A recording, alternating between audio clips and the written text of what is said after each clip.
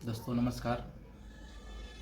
मैं एक personally problem से जूझ रहा हूँ, जिसके चलते मैं 2016 से 25 तक 9 साल से मैं विभिन्न ऑफिसों में चक्कर काट रहा हूँ। तो सारे तथ्यों को मैं आप लोग के सामने प्रस्तुत कर रहा हूँ। थोड़ा वक्त दीजिएगा, शांति में अगर होगा तो शांति में देखिएगा इसको, अगर वक्त ना होगा तो अभी आपके पास वक्त नहीं होगा तो इस वीडियो को सेव कर लीजिएगा और बाद में देखिएगा, लेकिन इसको ज़रूर एक बार देखिएगा। और अगर लगेगा अगर रियल में मेरे साथ प्रॉब्लम है, देखो जितना हो सके आप मदद करने का प्रयास कीजिएगा और जहाँ तक हो सके शेयर कीजिएगा। इस वीडियो को हो सके तो बिहार सरकार के मंत्री नीतीश कुमार जी, राजस्व मंत्री, जितने जो भी हो बिहार सरकार के मंत्री हों, जो भी उसमें मुख्यमंत्री जी हों या राजस्व मंत्री जी हों या गया जिला का जो एडीएम हो, सीओ हो, एलआरडीसी जितने हो, सभी को पास ये मैटर जाना चाहिए। क्योंकि मैं बहुत पीड़ित हूँ और 2016 से 25 तक करीब 9 साल से मैं फाइट कर रहा हूँ और मैं फाइट करते रहूँगा। बस आप लोग का सहयोग चाहिए। मैं कभी हार मानने वाला नहीं हूँ और मैं तथ्यों के साथ बात करूँगा, पूरे फैक्ट के साथ बात करूँगा कि मेरा जो लड़ना है, जो मैं संघर्ष कर रहा हूँ, ये वास्तव में सही है या नहीं है। मुद्दे पर मैं बात आता हूँ, ज़्यादा लंबा वीडियो नहीं करूँगा, लेकिन जितना फैक्ट है उतना तो बताना ही पड़ेगा। तो धैर्य बना करके थोड़ा सा अच्छे से समझिएगा।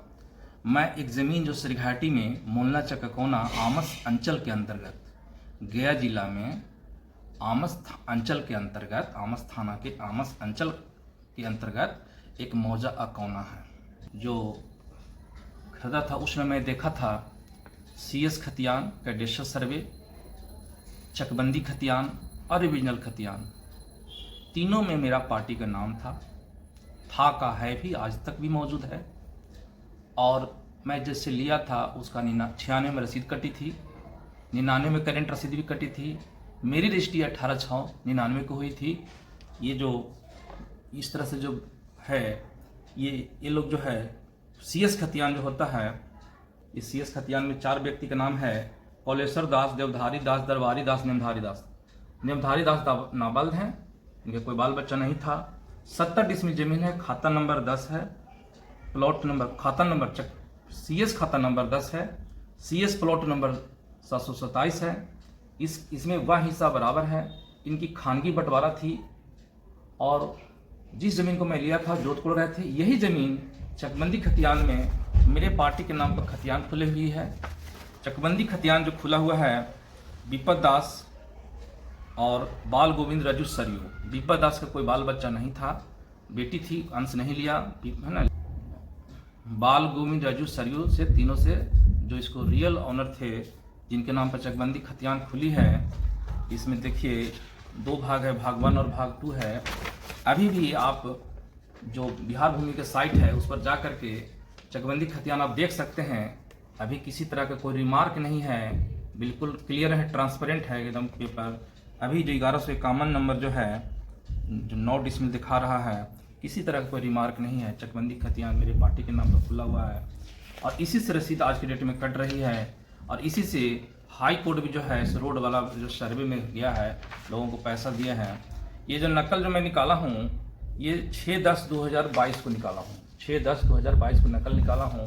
ये निकल तब निकाला हूँ, अपने से खुद निकाला हूँ, जाकर के गया जिला भेलाखेगार में रिकॉर्ड रूम से, जब रोड वाला सर्वे हो चुका था उसके बाद मैं निकाला हूँ।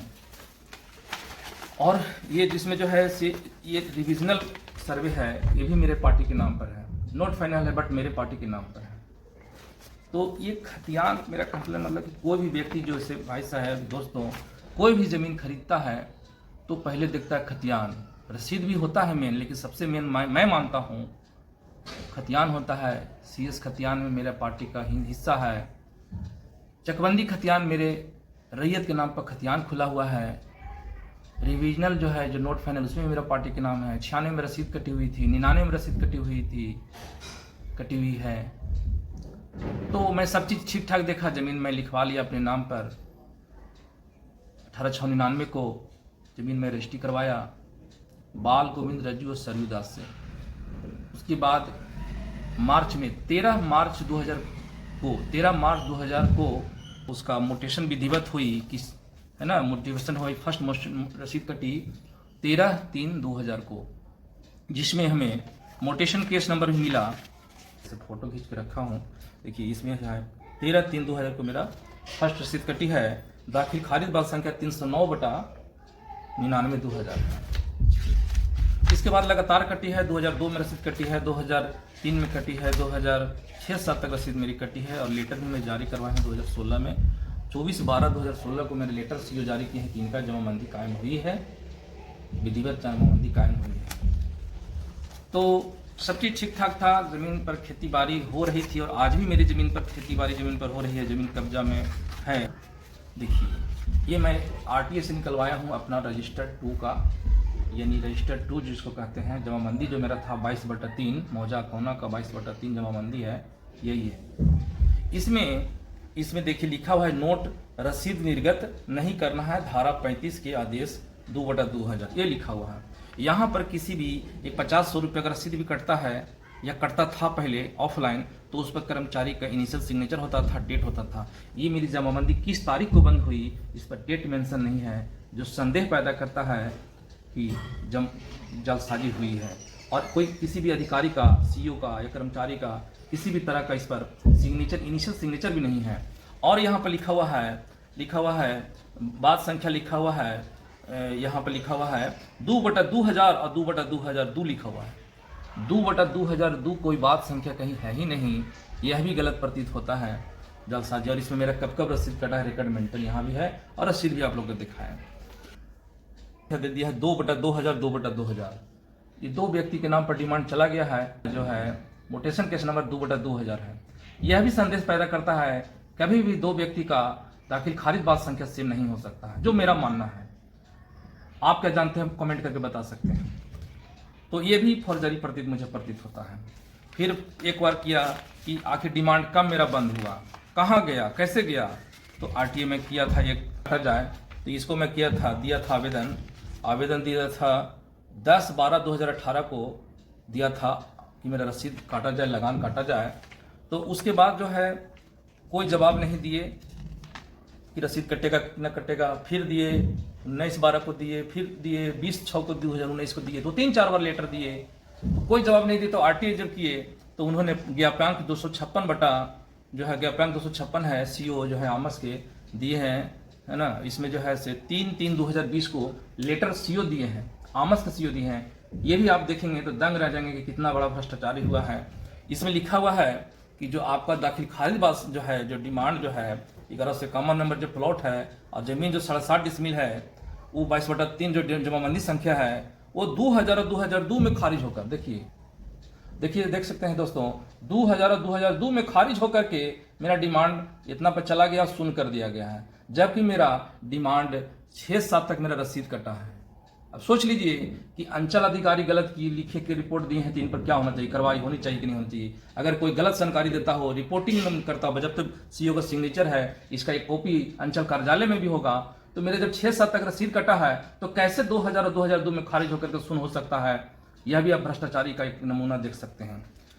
और उसके बाद फिर दोबारा फिर किया एक सीईओ को, देखिए मैं दिया हूँ, तो जब तक प्रूफ है मेरे पास, रजिस्ट्री कब किया हूँ, इसका रजिस्ट्री का डेट भी है। और एक आरटीए किया कि आरटीए में देखिए मैं क्या लिखा था, आरटीए में लिखा था कि रजिस्टर को वास्तव में अंचल कार्यालय से चेक करके देख के बताया जाए कि मेरा वास्तव में डिमांड बंद है या चालू है, स्पष्ट किया जाए, मुझे मतलब क्लियर किया जाए, स्पष्ट किया जाए कि मेरा डिमांड बंद है या चालू है। तो देखिए सीईओ साहब क्या लिखे हैं, सारा चीज मेरे बारे में ब्यौरा लिखे हैं, लेकिन लास्ट में नीचे लिखे हैं उपरोक्त जमाबंदी के धारा 35 बात संख्या 2/2000 को उल्लेख है, इसके उपरांत कोई भी सूचना स्पष्ट नहीं है, अतः अगर तक कार्रवाई तो अगर सारी। अब सोचिए कि इनसे मैं मांगा था अभी जो सीईओ हैं अरशद मदनी हैं, जो ये दिए हैं रिपोर्ट 3/4/2024 को दिए हैं, इन्होंने कुछ क्लियर नहीं किया कि मेरा डिमांड बंद है या चालू है। लिखना चाहिए था, या तो बंद लिखना चाहिए था कि आपका डिमांड बंद हो गया है, या तो लिखना चाहिए था कि आपका चालू है। इन्होंने नहीं लिखा कि क्या है, सिर्फ लिख दिया कि यहाँ पर सिर्फ लिखा इन्होंने यह स्पष्ट नहीं है। जब यही व्यक्ति, जब एक ऐसा केस था जब उस पर जमीन पर बाउंड्री मारने लगे तो मैं 144 किया, तो यही सीईओ जो अरशद मदनी है जो 144 लगने नहीं दिए, 107 लगाए और उसमें रिपोर्ट दिए, जो मैं दिखाता हूं। देखिए ये अरशद मदनी दिए हैं, यही अरशद मदनी दिए हैं, एसडीएम का रिपोर्ट दिए हैं कि यहाँ पर मैंने कहा कि उन लोग का जमाबंदी फर्जी है, तो ये लिख के एसडीओ साहब का मैडम घर दिए हैं कि जमाबंदी कायम है। सेम व्यक्ति अरशद मदनी वही सीओ है, ये रिपोर्ट दिए हैं 1/2/2025 को। पहले जो आरटीए में दिए हैं 24 को दिए हैं, 2024 में दिए हैं चौथा महीना में, और ये दिए हैं दूसरा महीना 25 में। इनका सेंटेंस चेंज हो गया। देखिए कैसे भ्रष्टाचारी का आलम होता है, कैसे किसी पब्लिक को भरमाया जाता है। ये चीज़ हुआ, तो ये चीज़ हुआ दोस्तों। तो मेरा कहना है कि मेरा मानना है कि मेरा जमाबंदी से छेड़छाड़ किया गया है, और मैं लोक शिकायत में भी गया हूँ, तो वहाँ भी दिखाया गया कि आप एडीएम कोर्ट में जाइए। लेकिन जिस समय मुझे पता चला था कि आपको डिमांड को छेड़छाड़ किया गया है, उसके बाद मैं दौड़ने लगा